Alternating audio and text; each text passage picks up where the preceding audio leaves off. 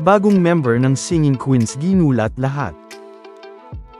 Boss Joey De Leon may inamin, nagulat lahat ng The Bark ads sa studio dahil dito. Mga The Bark ads nagiyakan sa nangyari live sa Itbulaga. Isang masayang Miyerkules na naman ang napanood sa Itbulaga ngayong August 19, dahil isang kantahan na may request naman nga ang napanood sa opening ng Itbulaga. Na kung saan ay inumpisahan nga ni Karen.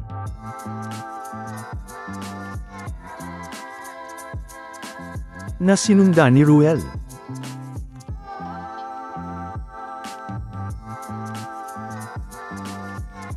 Mga singing queens na sina Jean, KZ at Sam. Kasama din si Maine, Riza at Miles.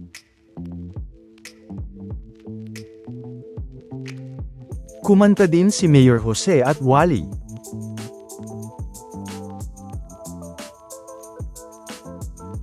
At ganun na rin si Bossing.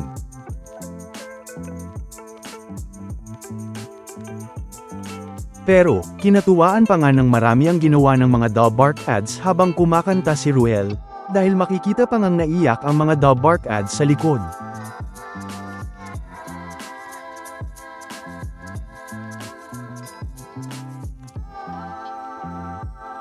Lalo na nga si Maine at Paulo, na talaga namang grabe ang iyak. Sabay maririnig naman si Mayor Jose na sinisigaw ang pangalan ni Alan Kay habang naiyak ito, na palaging ang ginagawa ng mga The Bark ads kapag absent si Alan Kay.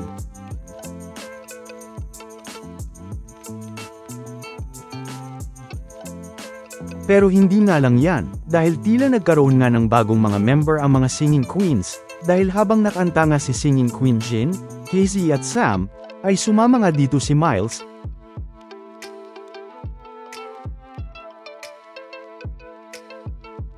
hanggang sa sumunod na nga si Riza.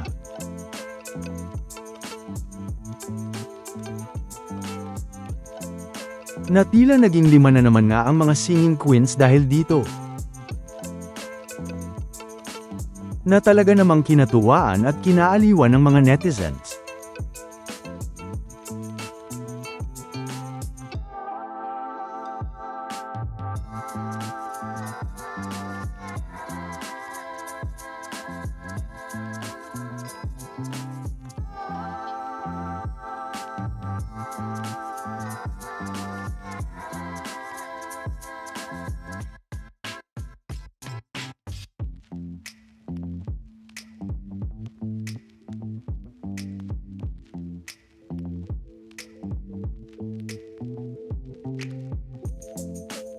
At syempre gaya ng inaasahan, ay dahil sa patuloy na pag-ulan at sa masamang panahon, ay para sa kaligtasan ng lahat, ay walang nangyaring sugod bahay sa barangay, pero nagkaroon naman ng sugod studio ang mga The Bark ads.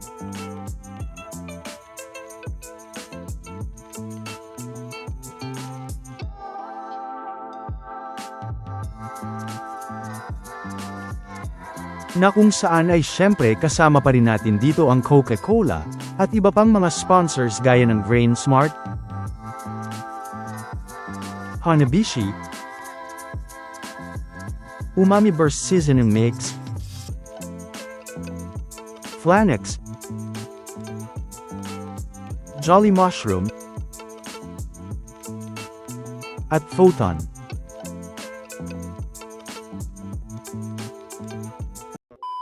Welcome back mga ka-highlights! Bago tayo magpatuloy ay maaaring mag-subscribe at i-click ang notification bell para updated kayo sa mga susunod pang videos, at paki-like na rin ang video, share at mag-comment na rin. Maraming salamat po! Na kung saan ay nagsaya pa nga ang mga The Bark ads sa studio, dahil sa inamin na nga ni Boss Joey ang kanyang Small Wins Live sa Itbulaga, dahil cancer-free na nga daw ito.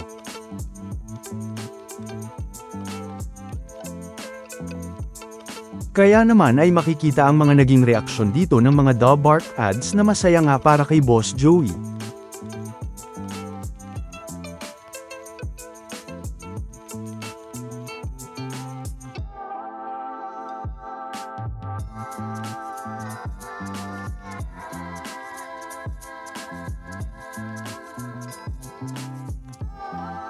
Ano na ako, cancer-free. Na matatandaang may napag-usapan na rin tayong ganito noong June 2, 2026. Na ngayon nga, ay ayon mismo kay Boss Joey na magaling na siya at cancer-free na siya, na isa naman ngang magandang balita.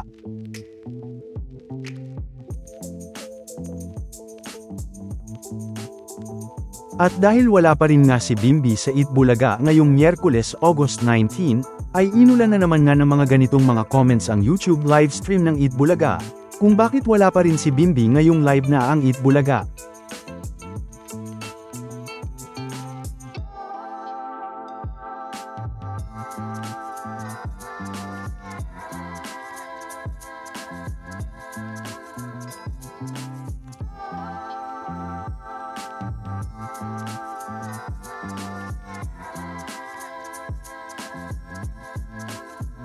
Na sinagot din naman ng ilang mga netizens, pero tandaan, na may iba't ibang mga dahilan ngang mababasa ang mga netizens sa mga comments nila sa YouTube livestream ng Itbulaga. O may iba't ibang mga binigay silang dahilan o mga naging hula kung bakit wala pa rin si Bimby ngayong Miyerkules.